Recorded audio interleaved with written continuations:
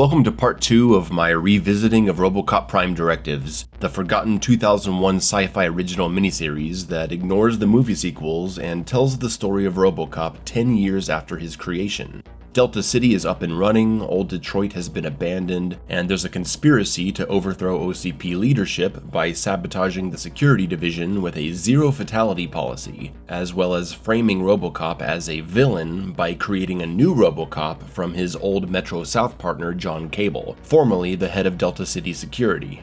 I ended my last video saying I enjoyed a lot about the first couple episodes, but that I was also quite afraid of where the show might go because I have some fuzzy bad memories of it. By the end of episode 2, we've already resolved the two big Robocop-centric plot points, which were Bone Machine and the conflict between Murphy and Cable. Bone Machine is dead, Murphy and Cable are working together now. OCP has been taken over by junior executives, including Robocop's son. Damien's Saint program is now running OCP, so what's the main conflict for the rest of the show? That's what I'm worried about. What are they going to introduce to keep the story going, and connect Robocop to the Saint storyline and his son? If I remember correctly, the show goes downhill hard in the next episodes. So let's dive in, and make sure you're subscribed and like the video and all that. And if you want to join my Patreon, that helps me keep these videos going. Episode 3, Resurrection. System support is gearing up to take on both Robocop and Cable in Old Detroit, the scene set by a thunderstorm in the darkness. Robo is really messed up, but Cable is there to help him along. And I don't know what it is, two Robocops walking side by side comes off as kinda funny. Robo lays down to rest, and Cable leans in to give us an incredible geek moment. I'll be back. Robo's systems are failing fast, and Cable, his dark suit disguising him in the storm, assesses the situation with the enemy. When the action starts, I really start appreciating the interpretation of this character by Canadian actor Maurice Dean Wint, who I know best from the 1997 classic Cube, and for a small role in one of my favorite comedies, The Kid Detective.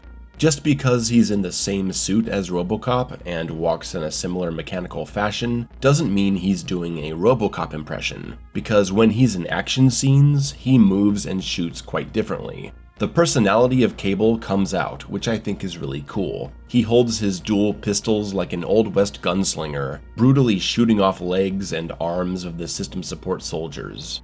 The guys run up on Cable with a sledgehammer and power saw, but they're no match. Cable deflects the blow and runs the hammer guy into the saw guy to get mangled. Cable is just brutal, man, and I don't think he has the directives that Robo does, so he just does what he wants, I guess. And it just keeps going, man. Cable keeps wrecking the competition, but he takes on too much and starts getting bodied. So he targets the foundation above and crushes half of his enemies.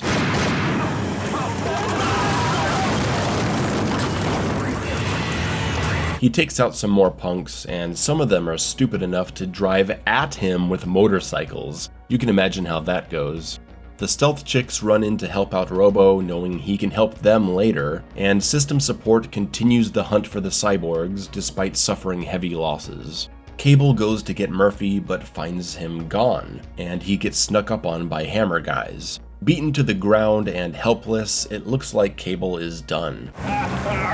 I've got your shiny black ass now. But suddenly a mysterious man in a cloaking suit runs up on the soldiers, shocking them with energy weapons. They run off defeated, and the mystery man leans in to help Cable. Yeah, I think this is what I remember being bad about this show. Cut to a commercial for Saint, about to roll out citywide after the successful launch in the OCP building. Why do it? I don't do it. Why should you do it? Why do it when Saint can do it for you? And that's basically stuff like Alexa and whatever home AI systems we have now, right? Scheduling meetings for us, reminding us of our plans for the day, doing our shopping. We're already there. MediaNet has also seen a huge makeover, brighter image, and sexier chicks. We're well on our way to Idiocracy's version of Fox News. He tried taking water from toilets, but it's Secretary Not Sure who finds himself in the toilet now. The assassination of OCP leadership has been covered up as a mass heart attack, and Damien has taken over as president. They've permanently repealed the zero fatality policy, now going the other way, more guns and more aggression. Cable wakes up in Mystery Man's lair, and we get a call back to a moment from the original. Can you understand me? Yes, I understand. When you are at rest, you will sit in the chair. Yes, I understand. This meatloaf-looking weirdo is giving off serious creeper vibes as he prepares to work on the damaged cyborg. Meanwhile, Robocop is getting a much better treatment, being worked on by 3 hot chicks with heavy eye makeup. Which, for the record, is the best kind of eye makeup, and always will be. Over at OCP, the new executive board is having their first meeting. Damien at the lead, Murphy Jr. and Sarah at his side.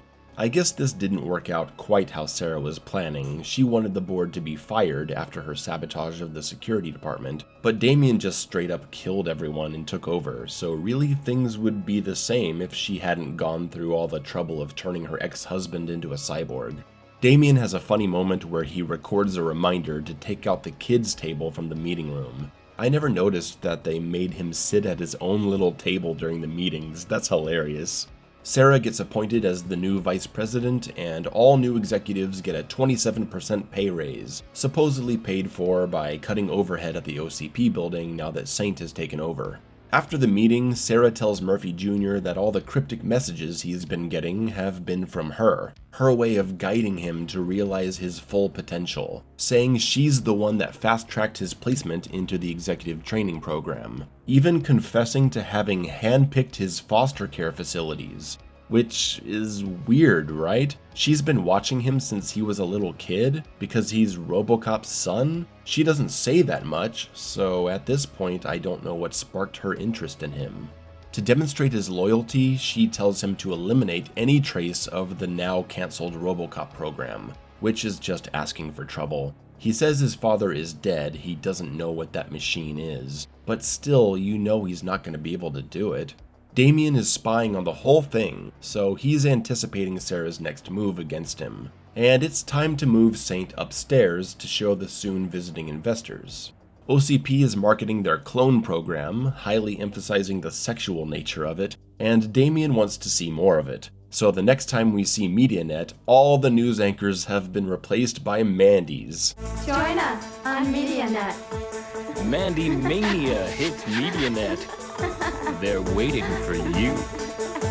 OCP is being hit by massive layoffs now that Saint is in charge, and Sarah informs the board that Murphy Jr. is seeing to the termination of the Robocop program.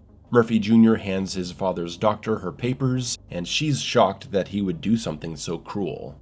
Back in the creepy lab with Meatloaf, he's inserting a star-shaped chip into Cable's head. Some upgrades, he says. Cable identifies him as Dr. Kadic, a fugitive neurocybernetic specialist wanted for unauthorized experiments, and the doctor tries to bond with him. But before he even gives Cable the chance to consider working with him, the doctor shows him that the chip in his head allows him to fry his brain if he doesn't obey orders. I feel like this should have been revealed later, giving him the chance to just join his side first.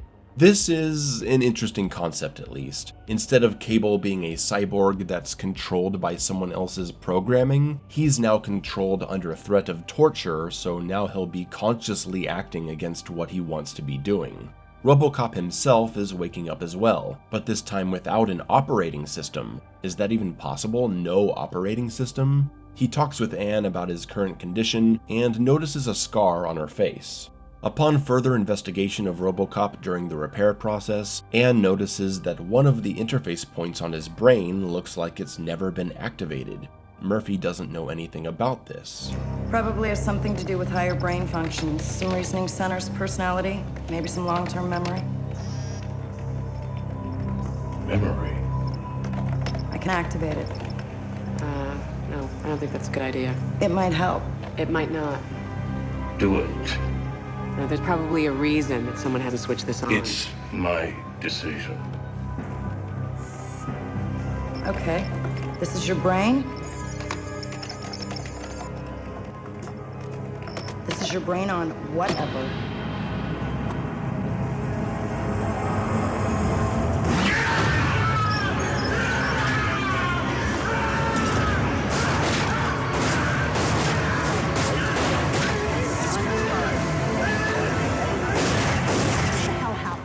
bad trip. Information overload. Is he gonna come out of it?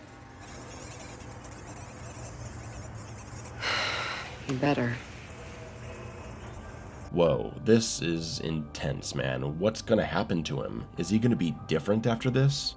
Outside, we see Robo's son driving into old Detroit himself with system support. He's got an EMP device with him, and that'll be devastating to our cyborg heroes. And at OCP, Damien is showing off Saint to more investors, and Edwin is extremely hesitant about showing it off because it still needs work. External defense shields. External defense shields. External defense shields activated. These security shields drop into place in the event of any unlikely security breach. As you can see, open the monitor.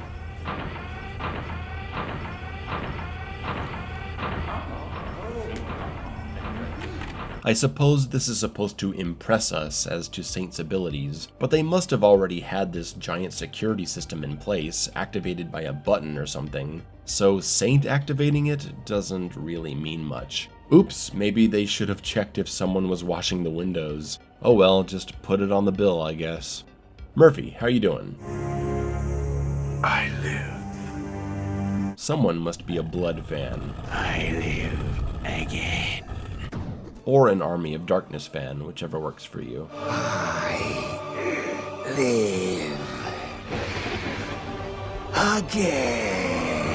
In the rundown laboratory with Cable, which is supposedly inside a church, Meatloaf is monologuing about how they are the bastard children of OCP. Revenge will be theirs, but first they must retrieve what was stolen from them. Something called Legion. Cable just goes along with it. He has to. What is humanity but raw material? Raw material for the machine. Without the machine, we can no longer survive. Oh no, this is it. This is what I remember. Okay, so for the young viewers out there, as computers were becoming mainstream in the later part of the 20th century, and people started playing around with this new thing called the internet, there was a fantastical fascination with hacking and viruses. It was all new technology, and we wondered how far it could go. Sometimes we got amazing works of fiction, like The Terminator or The Matrix, which posed the questions, what if a computer program took over military control and launched nuclear weapons? What if you could connect your brain directly to a computer and actually believe you were somewhere else, and even download skills for instant knowledge? Concepts that still resonate with us decades later. However, there was another kind of pop tech fantasy that played into ridiculous and now hilarious ideas like, what if a serial killer's soul got sucked into the internet during an electrical storm, and he could travel through wires to kill people by overloading their microwave? Robocop Prime Directives unfortunately falls into the latter category, with a cult leader-style madman spreading a computer virus that can also infect living tissue. This, I'm afraid, is when the show gets stupid. Cable really doesn't want to help him recover his stolen virus, but under threat of torture, he must. Looks like the girl's Otomo toy is actually going to become a plot point, as it's starting to talk to her, asking her to play hide and seek. Oh no. Murphy is about to wake up, and I can't help but feel kind of joyful about his renewed sense of determination and his 109% efficiency level. He's feeling good. How's it feel? Damn good. The cute Asian chick reveals that they've been working on a sweet getaway car. Yes, that's a 6000 SUX, baby. Robocop approves. Now Anne decides it's time to tell him about Legion. Turns out Meatloaf was the head of weapons research and biotechnology at OCP. A genius, a child prodigy, he was fired for doing illegal experiments on human subjects and escaped before he could be arrested. He fled to old Detroit where he met the girls, and he's got your typical wipe out humanity, world reborn by fire plan. He should get together with Dahlia Gillespie. My daughter will be the mother of God. Anne used to work for him, that's why she knows so much. He installed the implants that enhance all the girls' abilities. Oh, so that's why her daughter can run at super speed but other people can't. Okay. Anne says they left after they saw he was planning to destroy the world, and they've been trying to do good ever since. Now they want to work with Robo to go after him. We're no match for him on his ground. But with you helping us, we might have a fighting chance. You gotta help us, Murphy. You're the only one who can. I'll help you. Cable is contemplating his existence and has flashbacks to when Sarah was giving birth to their first child. Yes, more flashbacks please, anything but the Legion storyline. Seeing Murphy and Cable again is nice. Paige Fletcher is a pretty charismatic actor. The doctor comes in to deliver some bad news. The baby didn't survive. It's a sad moment, but what's odd is that Cable looks a lot more angry than he does sad. This flashback is interspliced with clips showing an angry Robocable hearing the words of Meatloaf talking about getting his revenge. I thought the enemy was OCP. What does that have to do with the death of his child? We cut to a tombstone that says Baby Cable, which, I'm sorry, I can't help but laugh at. They hadn't picked out a name yet, they just call it Baby Cable and call it a day? You're messing up the scene, guys. This past trauma combined with the current nightmare situation as a cyborg steers him into agreeing with Meatloaf. They're gonna work together to take down OCP and destroy Delta City. But I don't buy it. I don't buy that Cable is suddenly okay with killing everyone. They're aligning a satellite dish to upload Legion to Delta City's mainframe, and through Saint it'll spread to everyone in the city. What's gonna be reborn about society if you just destroy one city? The girl's Otomo is still trying to get her to play, and there's definitely something up. I'm outside. Come and get me. I'll have to ask Mom. No, don't do that. Mom will spoil all the fun. You don't want that, do you? No. Then come on outside. No one will have to know. It'll be our little secret. Hello, Jordan. Hi, Daddy. Oh man, this is getting pretty bad. Anne lights 50 candles in a room covered in sheets to do martial arts meditation exercises. Robocop stands there watching. Okay. Outside, he gets a call from Cable using the satellite to amplify his signal. Robocop agrees to reactivate his beacon so they can meet, but it's a trap set by Meatloaf. Can we trust him? He's my friend.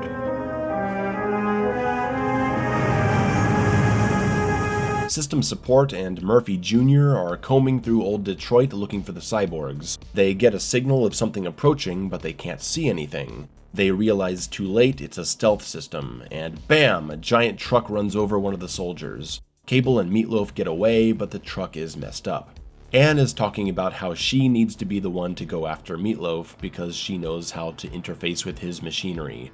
They realize her daughter is gone, so Anne runs off looking for her. She finds her playing on the stairs with her Otomo, and then Meatloaf kicks her down the stairs. Cable finally appears at the garage and pulls his guns. The girls refuse to cooperate, and Robo stands in front to protect them. Then we get a laughably bad moment where Robocop calculates the trajectory of Cable's bullets, and in slow motion we see him shoot the bullets out of the air. Come on. System Support shows up, and there's a little bit of fun shooty action, followed by one of the girls knocking Cable's aim off, shooting exactly at a chain that releases a giant motor, which Robocop catches, and now he's stuck on the ground. The System Support captain sets up for the kill with a new kind of Cobra cannon, which does nothing at all. Cable shoots more guys and escapes out the back.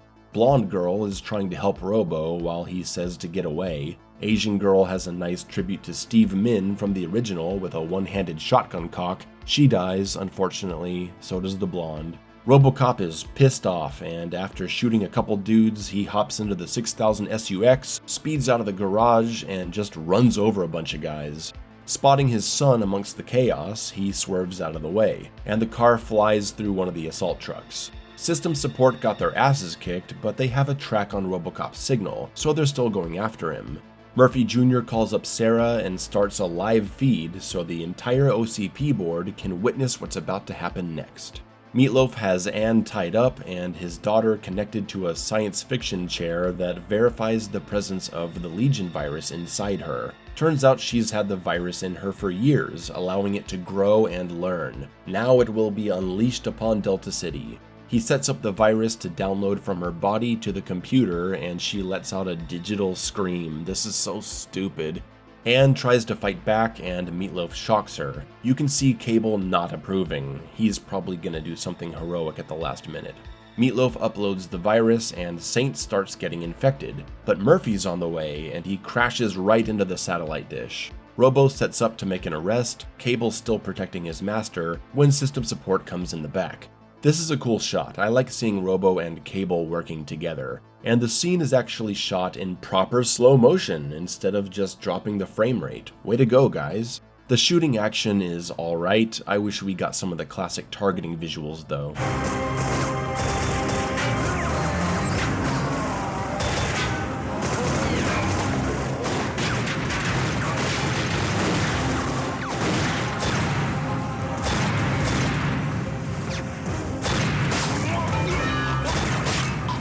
Meatloaf tries to escape with the girl, but Mama isn't having it. They fight for a bit, the cyborgs keep shooting everyone. Where are the energy guns from the last episode? Those were so effective. There's a nice moment where Cable is targeting Robo's son, and Robo stops him.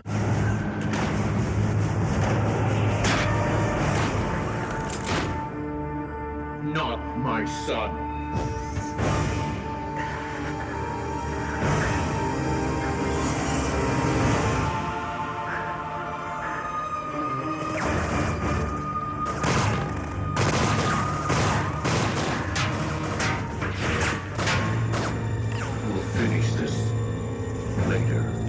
The squad captain pulls a gun on Cable, and Cable, I guess having respect for him, only shoots his hand instead of blowing his head off.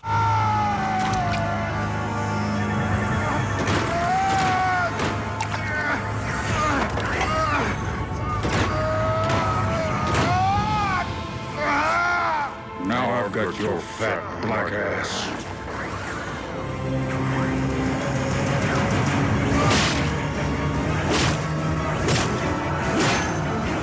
Oh god, wait, I totally misread that moment, didn't I? I've got your shiny black ass now.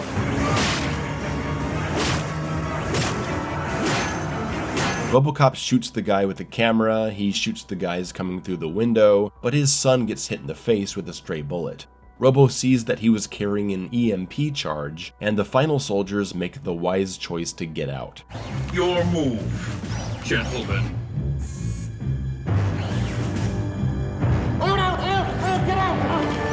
Anne's okay and says the girl was taken by Meatloaf. Robo says don't worry, they'll find her, and Murphy Jr. pops up with the EMP in hand. OCP is watching everything in the boardroom, but the camera dies from low battery, which leads them to think the EMP went off. Some serious plot convenience, but hey, it makes for good drama. Robo tries to reason with his son, asking for a chance to talk. Let's talk. You had 10 years to talk. It's a couple more seconds. Jimmy, you don't understand. Anne pulls a gun on him, but Robo tells her to stand down. Anne, drop it. We don't have time for this. Not this way. Stand down. Stand down, please.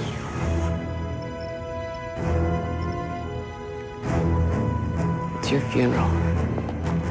This is probably the best scene of the episode. I still don't buy his motivation for needing to kill his father, but there's some good emotional stuff here. All this time, you never said anything. I wanted to. I couldn't. Why not? You came all this way just to kill me. I came all this way because I needed to. Jimmy, after your mother,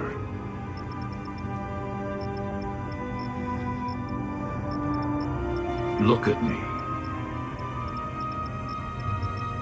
I thought it was better. You were wrong.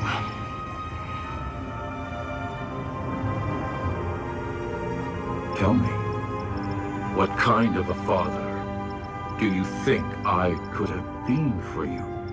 Any kind of father would have been better than none at all. Any kind. Any kind. Jimmy, Stop calling me Jimmy! If this is what you want, Stop. James, I want you to look into your father's eyes before you do it.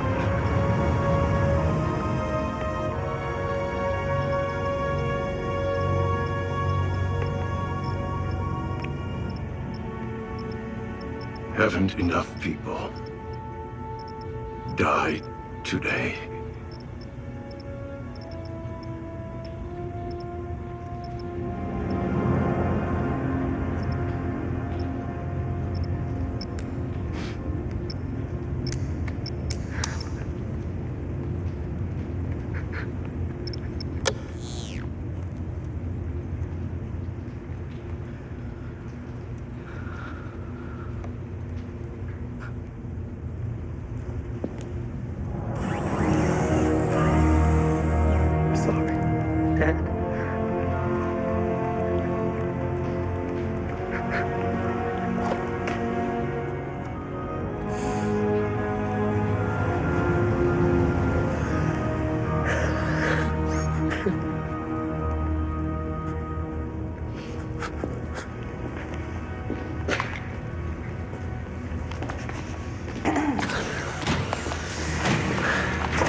Well, boys, I hate to break up the family reunion, but we gotta get out of here.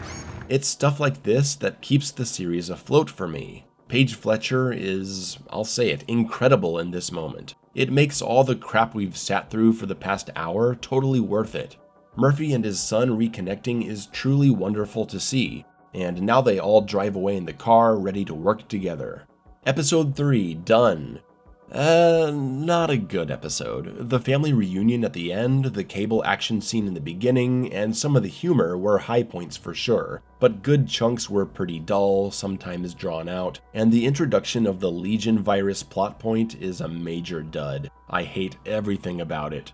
I give episode 3, Resurrection, a 5 out of 10. Would have been a 4, but the scene of Murphy crying with his son, combined with Cable brutally murdering the squad captain, raised it up a notch. From this point on, I have next to no recollection of what happens. I know there's a bridge at some point, I couldn't tell you what happens on it, but let's stop wasting time and get this over with. Episode 4, Crash and Burn. Yeah, it feels like the series has been crashing and burning, so that's appropriate. This episode opens with an announcement from Damien himself. Saint will launch tonight, taking over all of Delta City. MediaNet pushes the propaganda that fully integrated automation will be good for everyone, and OCP is holding a giant free party to celebrate. And the news crawl says that any citizen unable to attend will have their PIS privileges revoked, whatever those are. Robocop is also officially dead, according to MediaNet. A large truck carrying Cable, the little girl, and Meatloaf is entering Delta City through a maintenance tunnel. The plan is to get into OCP and finish uploading the Legion virus directly to the mainframe, and their chances of getting close are good because they're using one of System Support's trucks. In Old Detroit, back in the garage, Ann is telling Robo that he needs to forget about Cable, but he can't. Along with Murphy's son, they talk about the Legion situation and what Meatloaf might be doing. Robo detects Cable's signal entering Delta City, so they know the plan is to take the virus straight to OCP. Saint goes live in 5 hours, and Damien tells Sarah that they're shifting military contracts from her division, Security Concepts, over to new technologies. Now that Saint is bringing a lot of prestige business to the company, they want to offer the best they have. Sarah's not happy about it, but what's she gonna do? We're reminded that Murphy Jr. still has the EMP device on him, and he volunteers to help get Ann and Robo into OCP, because without him, there's no chance of getting past security. I like this little moment of Robo being defensive over his kid. Why should we trust you? Our 3 heroes gear up for the suicide mission and take off in the car. Preparing for Saint's launch, Edwin is checking out some anomalies. He detects some suspicious behavior in Saint, and it's not directly answering his questions. Has anyone attempted to access your systems? Damien, maybe? You are the only individual authorized to access my systems, Dr. Hobley. That's not what I asked. Saint, are you being evasive? I'm not programmed to be evasive. Something's not right with Saint. Edwin wants to delay the launch, but Damien will have none of it. This night is way too important. As of midnight tonight, Saint will have control of this entire city. With or without your help. Now that the friendship here has been destroyed, Edwin walks out. He won't be a part in what's to come. Damien is optimistic about the launch, and propaganda is in full swing. The villain's truck is spotted in an OCP loading zone, still running, and a couple poor security guards get taken out by the bad guys hiding in the back in cloaking suits. They hack into OCP's system to find Saint, but can't get past the security measures. They need someone with access. I know just the person. As our heroes approach the city entrance, Robo hits the gas and they drive right through the gate. Oh, yeah, here's the bridge stuff I remember. Murphy Jr. is getting quite a kick out of all this too. Anne gets a shot off on a police car to disable it, and when she's about to actually target the police officers, Robo swerves to protect them. He's still a good guy. Robo is banging into other cars, causing some destruction. Then Robo spots the squad captain that refused to shoot him back in episode 2. A nod between fellow police officers confirms the plan, and he spins out to stop the other cars from pursuing. Robo gets away thanks to the help of a good cop. When Sarah gets to her office, she finds Meatloaf in her chair, and she is not a fan. Cable is in the room too, and they're gonna get what they came for. Then we get this stupid scene that shouldn't have gotten a laugh out of me, but it did. Damn cyborgs, making life tough for the rest of us. Always smashing through walls and blowing up property. And who's gotta clean it up? Me, Ned Gummel. That's who. Why can't they use the damn front door like everybody else? There we go. Just...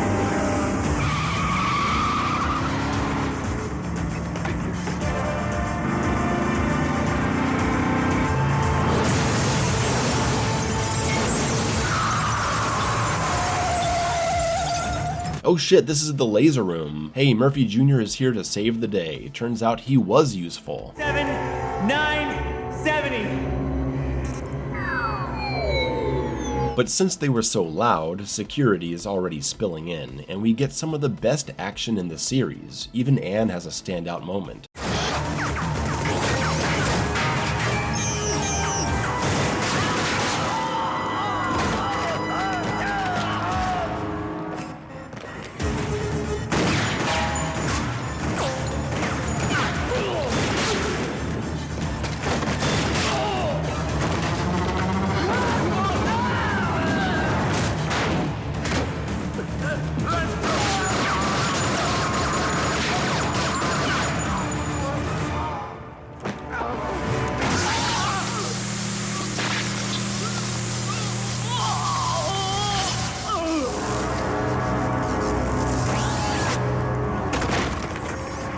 Coming or what? Edwin is packing up his stuff, but he throws away his OCP pharmaceuticals. Not sure what that's all about. Maybe it'll come up later. Damien is practicing his big speech as Saint is about to go live, and then Saint informs him that building security has been breached. A little late on that one, Saint, thank you. Saint presents Damien with a myriad of security response options, and Damien is really pissed off about this. He doesn't want to be making decisions. Automation. Do you know what that means? That means I don't want to have to think! What's the point of having an automated building if I have to tell it what to do every damn time? Our heroes discover that Saint is no longer where it was being kept the last time they were in the building. Only Edwin is down there.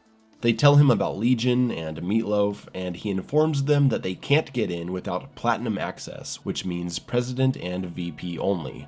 Damien comes in looking for Edwin, and he's greeted by the team. Saint activates security protocols and shutters the windows. No window washer outside this time, we assume. They're trying to figure out how to get to Saint, and Damien says they can't get in without him because there's a DNA check. They haven't told him about Legion though. I think they should tell him, maybe he can be reasoned with. The temperature in the building starts to drop dramatically, Saint's doing, and here things get kinda heavy. Sarah tells Cable she actually caused the termination of her pregnancy because she hated the idea of living a family life married to a cop. Cable freaks out. Mr. Cable?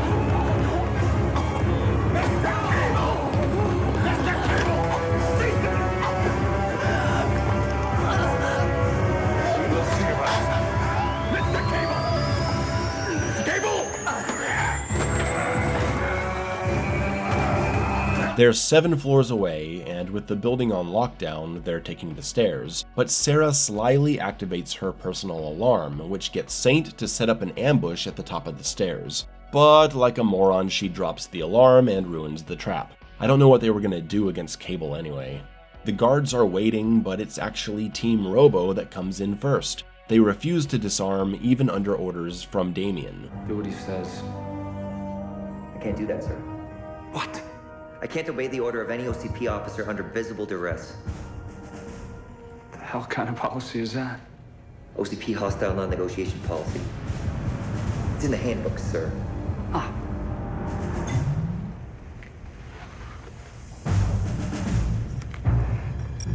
This is Damien. Reminder, revise non-negotiation hostile policy. This building has been infiltrated by hostile forces. Uh-oh, Cable is here, and Murphy doesn't want the guards to get killed, so he tries his best to stop Cable, and we have a big shootout. It has its moments. Robo and Cable shoot at each other, which is the least interesting part, but we've got some explosions, some big guns, and then when a few guards are trapped in the elevator, a grenade sends the cyborgs flying, and they fall down to the next floor. Everybody's fighting. Ann and Meatloaf are duking it out in the hallway with a little help from their daughter, and that son of a bitch electrocutes his own kid, and then a big kick to the head puts Ann on the ground. Robo and Cable are currently out of the fight, and Murphy Jr. is trying to get Damien and Sarah on board for the disconnecting of Saint. No such luck. Meatloaf comes in with his energy gun and forces Sarah to give him access to Saint's room. He destroys the access panel and locks the door. Damien and Sarah fuck off, leaving Murphy Jr. to deal with the problem. Meatloaf hooks his daughter up to the mainframe with her belly port. Safe from the danger, Sarah suggests that she and Damien go somewhere to discuss a merger of sorts. And then the cyborgs wake up at the same time and start fighting pathetically in the water, in low frame rate slow motion to bad rock music.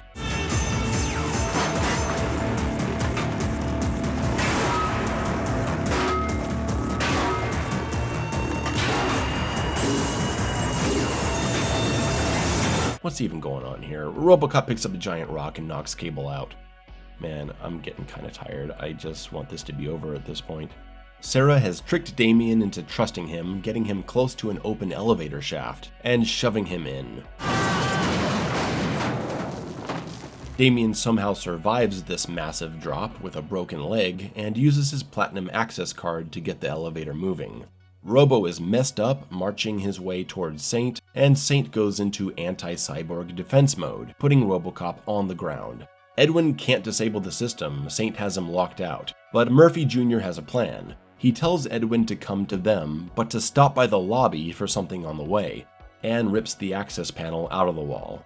Damien is stumbling down the lobby stairs, making his way out, and Saint has gone totally nuts, and Damien gets killed in the best way.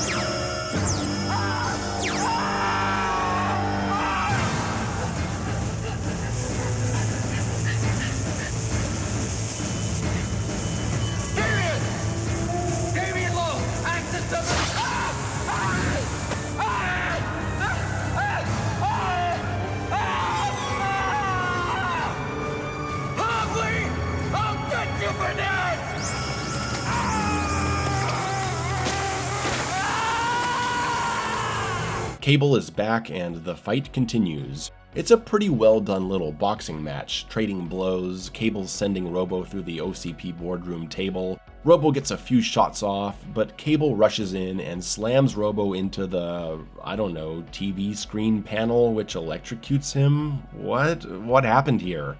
Edwin grabs Damien's access key off his body and the EMP device from the back of the car. And I hope he uses that key for the elevator, because he's not going to make it in time if he takes the stairs. Anne uses her super hacker skills to finally get the door open, and I fucking love this interaction between Meatloaf and Murphy Jr. It wouldn't matter anyway. You can't win. I'm sorry. You are? I'm somebody you should have killed when you had the chance. I'm James Murphy. Nice to meet you, Jimmy. Well, for your information... So Legion is already fully uploaded, he's just waiting for Saint to go live. We get an exchange of energy weapons between the two former lovebirds, and Cable comes in to pick up Murphy Jr. by the neck. Looks like the good guys are not gonna win this one. Okay, Edwin must have taken the elevator because he got here fast. He sneaks in and tries talking to Saint through his small personal device that apparently speaks to Saint on his most basic level, under all the corruption. Saint, listen to me. You're sick. Do you understand? Like the time when you were 5. Remember? You had the fever. Like that time when you were 5? Is Saint an AI built on Edwin's dead child? That would be kinda crazy. A line from Murphy Jr. gets Cable to think about stuff. Hey, Tin Man! What kind of a cop are you? The award for valor goes to Officer John Terrence Cable.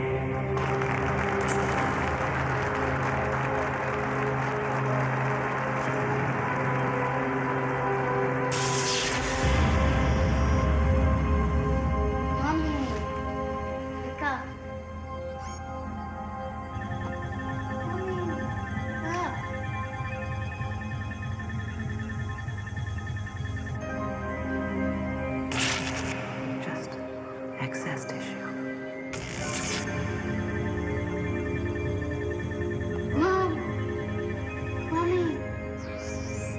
And yeah, it does appear that Saint is based on Edwin's child, but it's not gonna work. Legion is too deep. Edwin tries to trigger the EMP, but Cable catches him and throws him down with Murphy Jr. I love that even in this moment, Edwin says thanks when complimented on his work by a madman. Mr. Hubley! I was wondering if you'd turn up. Nice work. It's time for the big moment. The villain has been victorious. He commands Cable to kill everyone, but he will not. He suffers the consequence, and everyone tries to escape. The security doors are closing, but they hold them open just long enough for Robo to come save them. In this tense moment, he sounds very human. Cable charges in and starts beating Robo's ass. He knows he can't win, so he tells his son to run. He's still trying his best to put up a fight, pursuing Cable as he leaves. Cable barges into the stairway and chases the innocents as they ascend. In the Saint room, Anne knocks over several of the mainframe units, and their fight leads to a lot more destruction of equipment. Something they destroyed got the legacy virus into them, and now they're turning into pixels, because it's a digital and biological virus. This is so dumb. She starts breaking into glowing digital sci-fi nonsense as she tries to activate the EMP, but she dies before she can hit the switch. Cable continues to chase the good guys through corridors, hearing the voices of Meatloaf and his bitch ex-wife. It was a difficult pregnancy. Now don't you want to make them regret that? Don't you? And Robocop is doing his best to catch up. They've hit a dead end and they have no way to defend themselves. Robo jumps in and takes a hit, and Murphy Jr. stands up to Cable to protect his father. Pretty good scene.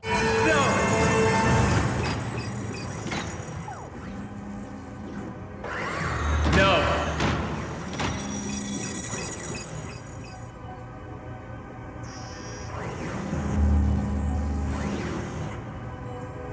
What are you prepared to do? Whatever it takes. Robo refuses to fight anymore. And, well, he can't. He's too messed up. And then I cannot believe what happens next. Cable stabs his friend right in the brain. Robo collapses into his son's arms, and Cable walks away. He makes his way back to Saint, and once he gets into the room, he picks up the EMP. You play chess? I know the rules of the game. 10 seconds to full automation. Ever hear of the cable maneuver? 5 seconds to full automation. Sacrifice mode. Full auto. Online. Checkmate. I know.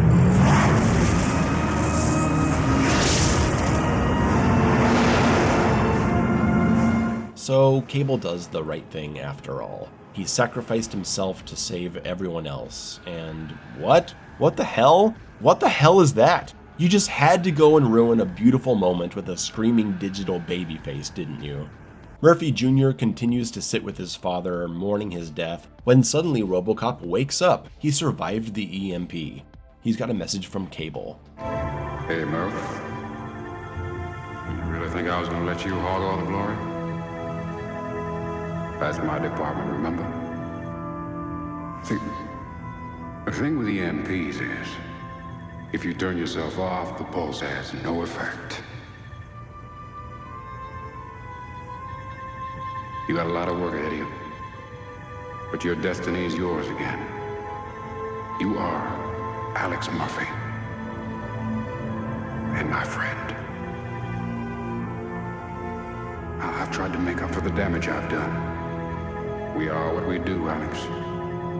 Our actions define us, our deeds. Never forget that. Never forget who you are.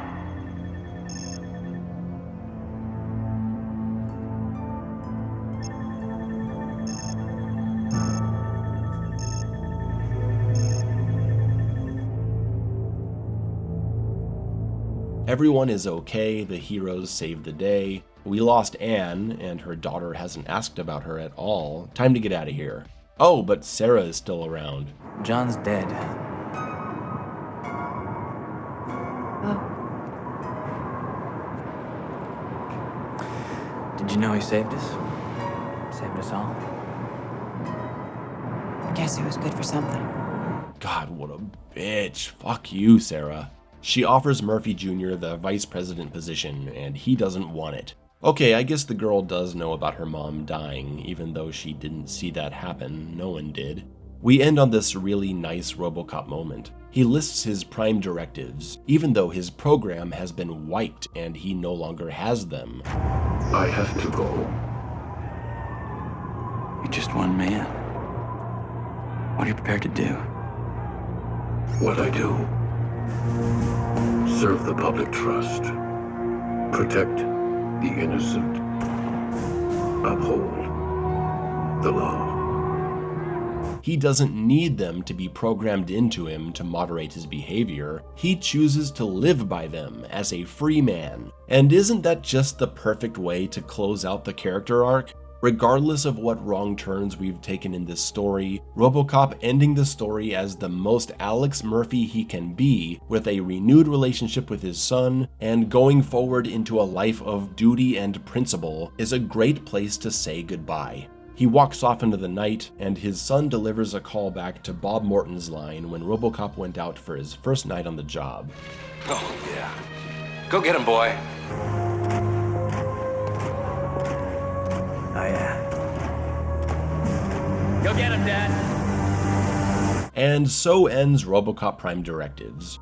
This hasn't been the best episode. It was better than episode 3, but I really started to feel the fatigue in this one. I felt like I was just listing things that happened more than truly commenting on them in these last 2 episodes. There are fewer strong character moments and a lot more mediocre action and stupid plot directions. I'll give Crash and Burn a 6.5 out of 10. Still not great, but with things like Damien's death, and the squad captain helping Robocop in the car chase, the lobby shootout, Cable's sacrifice to save the city, and of course the excellent ending for Alex Murphy, there's enough to enjoy. And that ending redeems a lot of the experience for me. It just leaves me feeling really good. Robocop Prime Directives is far from a perfect show. It's not even a good show, really. It's just kinda okay when you average it all together.